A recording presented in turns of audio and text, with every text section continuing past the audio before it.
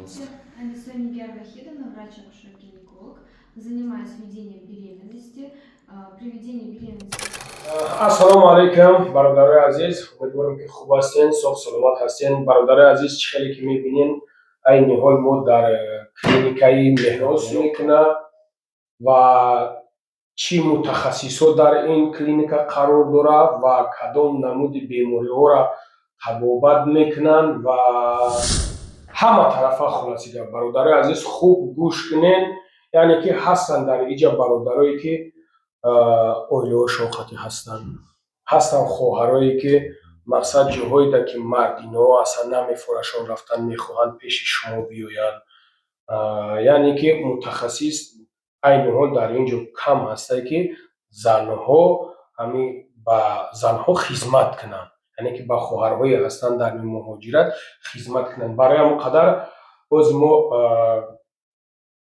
мемонем хуб гӯш кунем бародарои азиз, хоҳарои меҳрубон, дар каса хушрӯ гӯш кунем ки барои худтона як чизе биомӯзем ки киҷо рафтаистем, бояд ки ба кӣ муроҷиат дорем. Ҳамин хел ҳаст? Исматонро гӯяд гуфти ҳамо мардами Афғонистона, далшиш барем. Меҳрубоно ҳастам, фамилиям Гулсода, табиб, дерматовенеролог, косметолог, трихолог. Тамоми бемориҳои пӯстро дар ин клиника мо табобат ва таҳти ташхис мегирем. Ба мо муроҷиат мекунанд бисёртар бемориҳои пӯст, инчунин бемориҳои эстетикӣ ва косметология ҳам ба мо бисёр муроҷиат мекунанд. Айни ҳол мо бо чунин бемориҳо кор ва фаъолият карда истодаем. Номи клиникаи мо Аспирин ва Докториадо мебошад.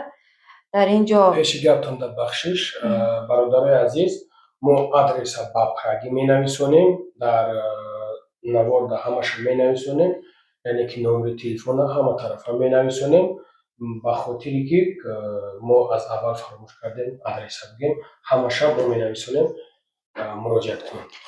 Клиникаи мо дорои таҷҳизотҳои инноватсионӣ ва таҷҳизотҳои замонавӣ мебошад ва инчунин табибони дорои таҷрибаҳои бои корӣ мебошанд. Дар клиникаи мо табибони акушер-гинеколог, уролог, андролог, маммолог, хирург, узист, дерматолог, косметолог, трихолог кор ва фаъолият карда истодааст. ҳеҷ чизое ки худ гуфтед ман бомба мефаҳмам. Ман ҳечи намефаҳмам. Одамоеда ки яъне ки дар кор мешаванд, ё уже медонанд ки мо куҷода муроҷиат кардем, и куҷо рафтем. Аммо ман бомба бахшӣ. Аз ҳамин сабаб Ман як чиза ба қайд бигирам. Бародарои азиз, нигаҳ кунед бародарҷонон. Масъалаи ман ҳозир нигаҳ кардам, масъалаи мӯй сар резондан, часпондан ҳамаш аз дасташ меомад дастаи. Яъне ки ваъдам кард ки ина инҷои сари ман кам-кам рехтагиае. Ваъда кардӣ, ҳа? На, абишат кардӣ, ҳа? Гуфтӣ ки мекунам. Ана нигаҳ кунед бародари азиз. Хуб мебинем ки мақсад яъне ки чӣ результат метавад, правильно? Ма инак иншоалло ки сарш мекунем, айни укол метарсоне ки укол мекардасай. Ана ҳамаша ку мегирем таҳти назорат, мегирем ки чӣ қадар то куҷора ҳамин мақсад чӣ дошта, результат дошта бародари азиз. Барои ҳамқа метавонем ки бе ягон самниват муроҷиат кунем. Хел аст? Хуб, гап занем. айни замон дар клиникаи мо корҳое ки мо дар ин ҷо ба анҷом мерасонем аз ҳисоби дерматологӣ, косметологӣ, трихологӣ мо чунин бемориҳоро табобат мекунем аз ҳисоби витилиго, псориаз, экзема, пиодермитҳо, вулгарный акне, гирем аз бемориҳое ки бо роҳи алоқаи ҷинсӣ мегузаранд, трихомониаз, сифилис, уреоплазмоз, кандидоз, вагинит ва ғайраҳоро табобат мекунем. Инчунин бемориҳои атопикӣ, бемориҳои аллергодерматозӣ ва инчунин бемориҳое ки бо роҳи канаҳои заънозӣ мегузаранд, инчунин чесотка, вшивост, айни замон табобат мекунем. یعنی که فرقش نیست رو که زنها باشن یا مردها فرقی ندارد، خردسالانم فرق ندارد. میتوانند خردسالانم مراجعت کنند. بو اینچنین بیماری های ویروسی که کاندیلوما، پاپیلوما، انا бородавки، плоские бородавки، این گونه بیماری می باشد که با راهی یعنی کنتاکت با راهی از دست به دست از بدن به بدن میگذرد. این زمان ما تجهیزات های زمانوی داریم که آنها را یعنی تازه میکنیم، با زبان روسی گیریم удалить میکنیم. فهمو نرخش هم دسترس است. این وقتی که زنگ میزنن از کانال ما بیان با ارزان میکنیم. بله بله. شنیدم برادر عزیز. اما اومده نمیجا ویدیو رو شوشت. با اینچنین پیش از سال نوی میلادی ما یعنی скидка های بسیاری رو پیشنهاد کرده است. بهترین نگاه کنید برادر عزیز، مقصد اینجا هست ما یعنی که ما گپ زده نمیتونم این مسئله ها ده این مسئله های هست برای زنها برای مقصد نمیدونم همین چی پروسسی که شما میخواهید چی چیزهایی هست که میخواهید که شما همین برای شما موافق برای شما را یعنی که خوبتر باشه و معقول دل شما باشه خیلی بگیریم معقول دل شما باشه یعنی که در همین کلینیکا همین کارها را به انجام میرسونن. بله برای هم قدر میتونین که برادر عزیز مراجعت کنین بیاین. خوبتر بهترش همین که یعنی که هست همین کدومی که اویله هاتون میارین کدومی که من نمیدونم یعنی که چخیلی فرزنداتون میارین هستن برادرایی که دلشون نمیشه که یک جایی که برای در اونجا مردینه کار کیسته باشن برای هم قدر میتونین که به یکم شب این زمان در کلینیکای ما 4 طبیب زن کار و فعالیت میکند. 4 طبیب زن بله، اکشر گینکولوگ، طبیب اوزیست، طبیب درماتوینرولوگ کار و فعالیت میکنند. زوبنای داریم؟ بله زوبنای داریم. زوبنای هم داشته بودن. این کاغذها چی هست؟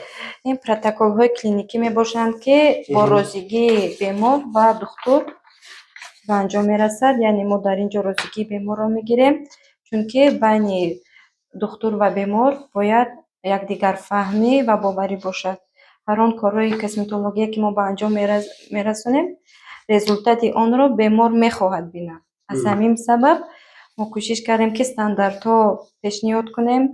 این همش از انتخاب بیماران وابستگی دارد چون که کسمتولوژی یک نوع یعنی تیپ و تبت می باشد که به دو گروه تقسیم کردن ممکن است. بعضی یعنی بیماران بعضی پاцієنت ها میخواهند که زیبایی خود را مدت 10 سال 20 سال یعنی نه این دیگر است. مثلا گفتم که بیماران را ما به 2 گروه تقسیم میکنیم. بیماران گروه یکم آنها میخواهند که مدت 10 سال 20 سال جوان بمانند. جوانی که امی خداوند خیلی آفریدگی است ناتورال نی فیزیولوژیکی هم خیلی جوان بمانند و با این گونه بیماران ما بله یعنی که خیلی که آغاز پیشتر اوکول میکنه این گونه انا اوکول کنی این از شما با قوم شما بوتکس لاو این دیگر گروهی بیماران یعنی به حساب می رود. ساده کردن بله نفرانی که میخواهند که هر روز چیزهای نو را به میان درآورند. یعنی میخواهند که یعنی به مانند لونج به مانند لب به مانند و دیگر میخواهند که چیزهای نوگانی پورا کنند. برای هم خدر ما نتونستم اینجا را گفتم مقصد برای هم برادر از شما خطان یعنی که فهمیده وجود در چی مسئله ها گام رفتیست اما طرف نیطور که لیتسوی و در تمام یعنی اوزی بدن ها بله شنیدم برادر از این ترخلوب پیش رفته ҳози вообще как намедонам ино қай медицина бале касе ки мехоҳад ҷиранаш ҳаст да муроҷиат кунед кадомед ки яъне ки намехоҳед чиз намекунед ба фикр накунед вибри шумо хел аст бале ма намедонам ма ҳаминҷома ҳама дар инҷо чиратӣ сода яъне ки фикр мекунед ҳама мехостад дар байни беморони мо ҳам миллатҳои гуногун ҳам ҳастанд ва мебиёянд муроҷиат мекунанд. Бисёри онҳо мехоҳанд ки физиологически красоташона яъне хушругии табиии худро ба муддати дароз нигоҳ бидоранд. Онҳо намехоҳанд ки мо чизҳои иловагӣ ба онҳо яъне укол кунем ва ғайра кунем. Онҳо танҳо мехоҳанд ки ҷавон ва зебое ки ҳастанд ҳамхел муддати 10 сол 15 сол бимонанд.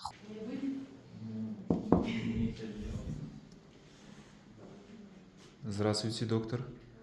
Представьтесь, пожалуйста. Здравствуйте, Анисой Нигер Вахидовна, врач-акушер-гинеколог. Занимаюсь ведением беременности. При ведении беременности открываем карту беременных, которая в дальнейшем вам нужна будет для родов. Лечение инфекционных заболеваний, лечение бесплодия, УЗИ-диагностика. По всем вопросам можете обращаться.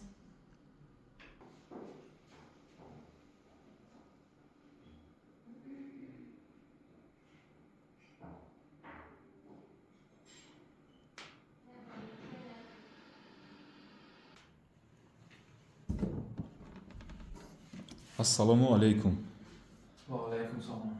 Доктор, худтона як муаррифӣ мекардем? Ман Холу Ҳабибуллоҳ, врач-хирург дар клиникаи доктор Адам Аспирин кор ва фаъолият карда истодем.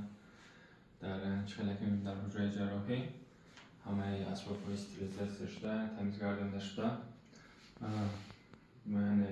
мо дорем барои ҷарроҳиҳои хурд, яъне ҷарроҳие ки тавассути бедардкунии мағзе ё ин ки ҷузъӣ гузаронида мешавад. Дар ин ҳуҷраи ҷарроҳӣ мо ҳамаи ҳамгуна ҷарроҳиҳоро мегузаронем. Инчунин аз қабили ҷарроҳиҳои фурункул, карбункул, флегмона, абсцесс, атерома, ҷарроҳиҳои урологӣ ки варикоцеле, гидроцеле, грижа, инчунин тамоми ҷарроҳие ки тавассути чихелаки қайта бедардкунии ҷузъӣ дар ин ҷо гузаронида мешавад бо сатҳи баланд ва сифати олӣ.